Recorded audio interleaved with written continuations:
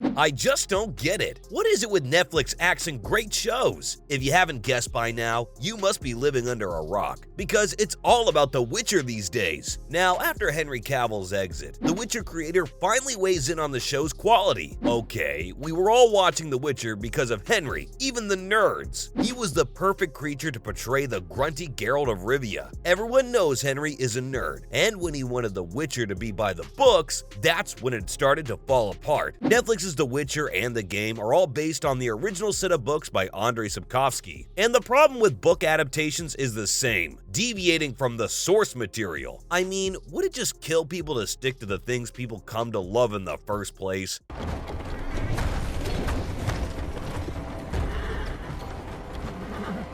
It's not reason enough for an entire village to leave their homes.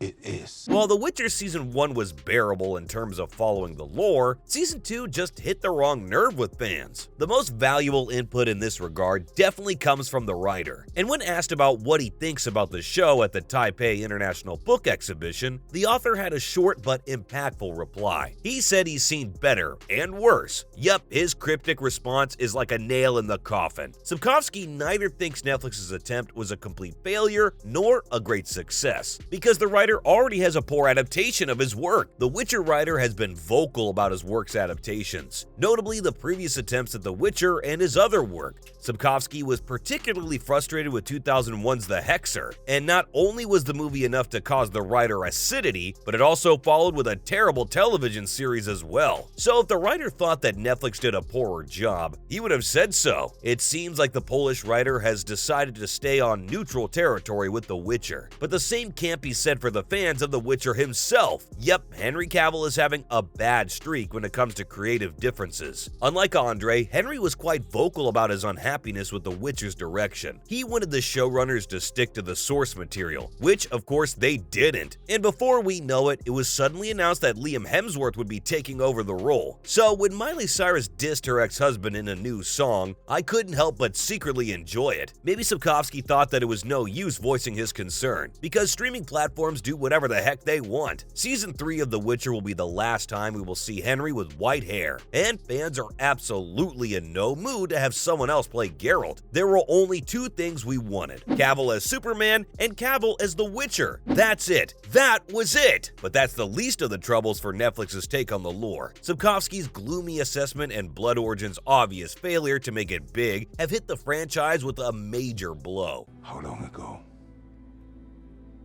A few days.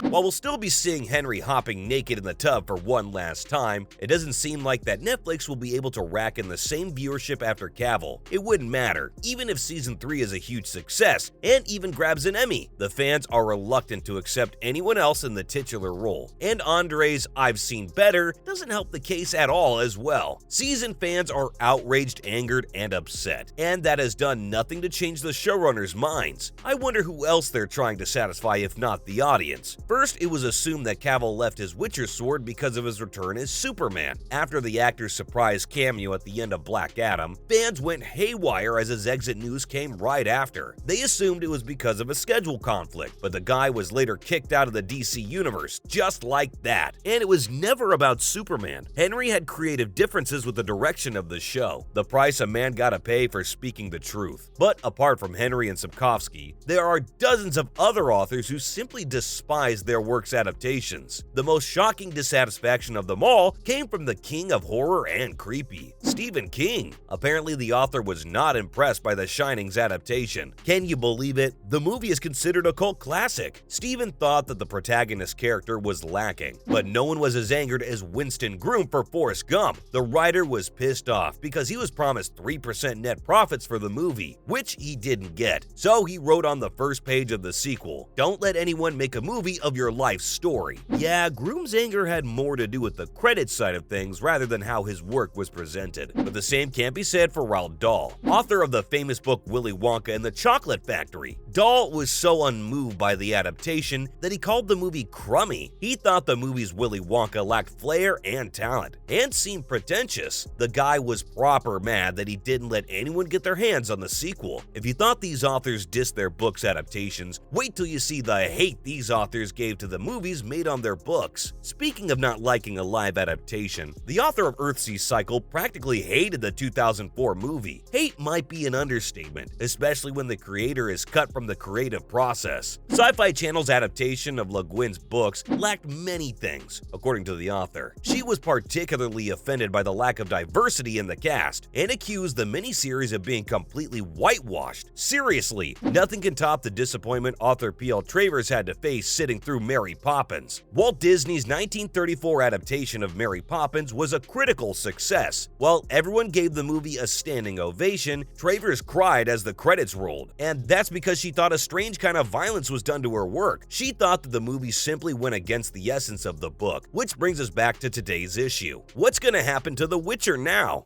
About lasted 6 hours. I'd have got the fucker too. You know, in Sintra, I went to parties Cirilla. all the...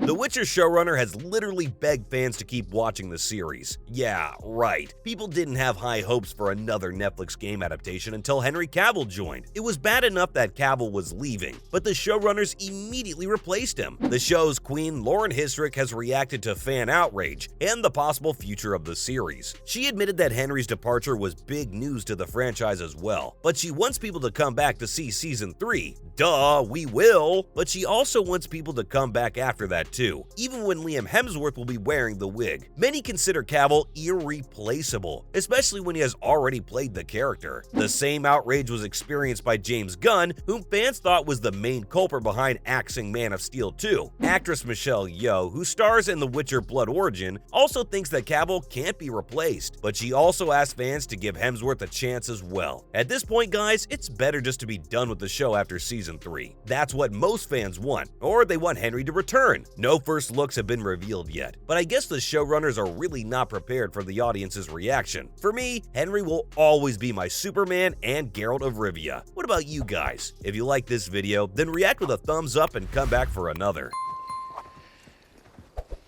There was an attack a long time ago when I was a boy. More shocking this time is you finally stand to benefit. It's really all the hunters could find. My other clothes were ready to run away by themselves. But of course, You're on the run. Burned to the ground at the hands of another. My family trapped inside. Who are you? I'm Farina, a friend of Nivelin.